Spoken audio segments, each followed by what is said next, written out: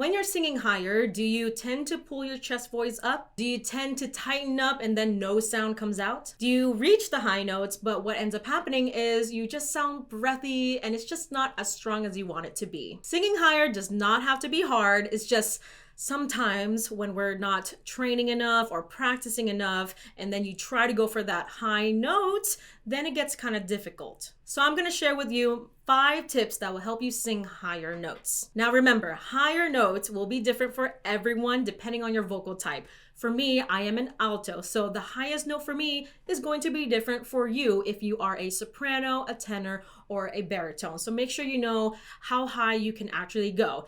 Now, that doesn't mean I can't sing higher than my alto range. I could definitely train myself to sing higher, going beyond my alto range if I wanted to, but that is going to take some time and deliberate training if I want to get there. So here are my tips. Tip number 1, make sure you stretch before you do any other exercises or go into your song. The reason why you want to stretch is because your vocal cords go from short to long as you go from low to high, and then it goes from long to short when you go from high to low. So when you take the time to stretch your vocal cords before you do anything else, this is going to allow you to reach higher notes a lot easier. The exercise I like to use is on the word wow, and it sounds like this.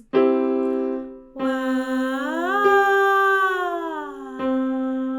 Very simple. And then I try to go higher. Wow. And notice as I go higher, I really thin out my sound to match the piano, because like on an instrument, the higher you go, the smaller the sound is, and that's actually happening with your vocal cords too. Wow.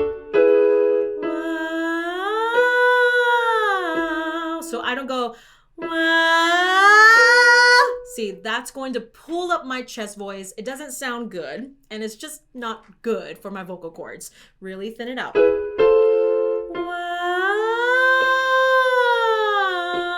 And notice how I'm not getting breathy either.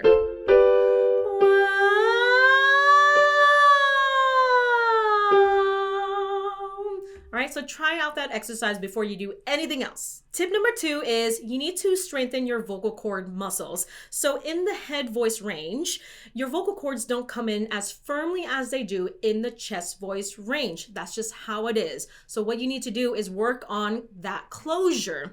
So the exercise I like to use is on the word coo, and you can essentially do this on any pattern, but if you haven't practiced in a while, you're just getting started, I would go with something a little bit more simple, like this.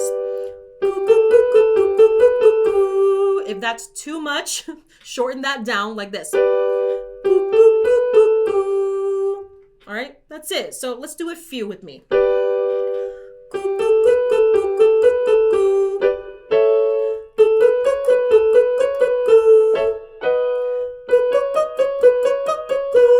Doesn't have to sound pretty.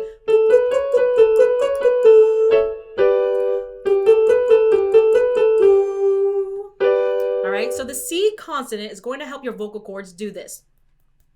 Sometimes I want to change it up to the word key as I go higher because it's going to produce a different sound with a different vowel, like this.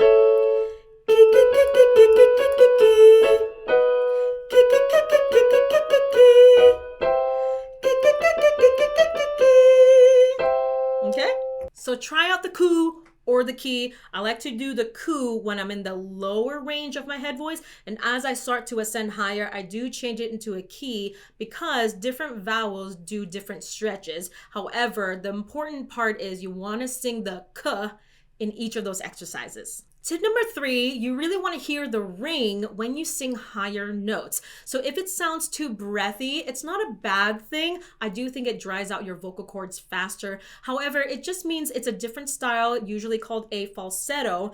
But for you to hear the ring, you essentially want to mix your head voice or your higher notes like this.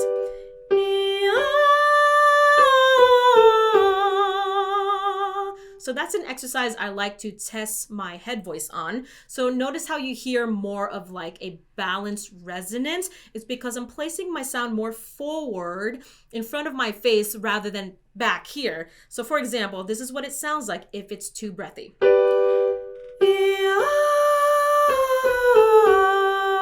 I get tired faster and I lose more air. Now let's change it, make it more balanced.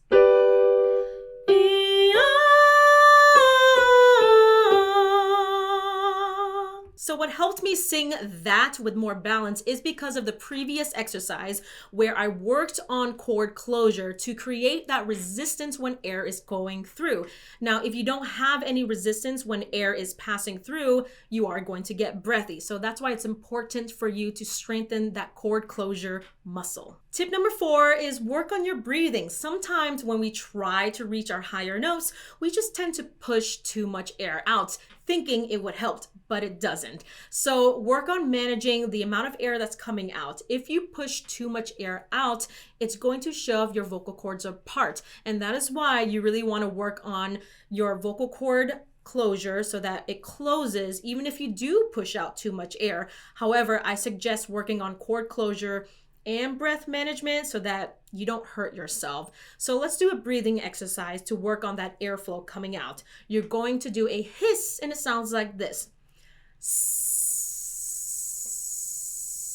Now I want you to inhale for 4 counts through your nose, opening up your lungs by expanding your rib cage, open your lower belly and your lower back, and then you're going to exhale on the hiss for 4 counts. All right, so 4 counts in, 4 counts out.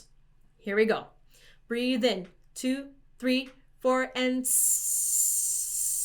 breathe in. 2, 3, 4, and breathe in. 2, 3, 4, and all right, so you can do that for longer if you need, but that's an example of a breathing exercise that will manage your airflow that is coming out. Tip number 5 is raise your eyebrows. The reason why this works is it creates space in your mouth and then it repostures you correctly so that you can reach your higher notes. So what happens when you practice for a long time, you're getting frustrated with your higher notes, is your posture tends to start to crunch and deflate. So we really want to reposture ourselves, open up our chest area for better lung capacity breathing. And I do the raising of the eyebrows technique to help me realize that I need to straighten up, pull up, and then lift my soft palate. Why do you want to lift your soft palate? Because you are creating more space in the mouth for air to go through. So this is what it sounds like when you try to raise your eyebrows. Oh my God. Not only does it help me lift the soft palate, but it helps me to drop the jaw more. Sometimes when we are trying to push to get the higher notes, we don't focus on our mouth anymore and we just go, and we just strain everything. So when I lift my soft palate and I raise my eyebrows, my mouth also opens up, way more relaxed, way less tense, and that is what you want when you're trying to sing higher notes. You don't want to be tense, you don't want to be tight, you really want to be relaxed, okay? So let's try that exercise again, but I want you to keep raising your eyebrows when you reach that 5th interval. Oh my God. Oh my God.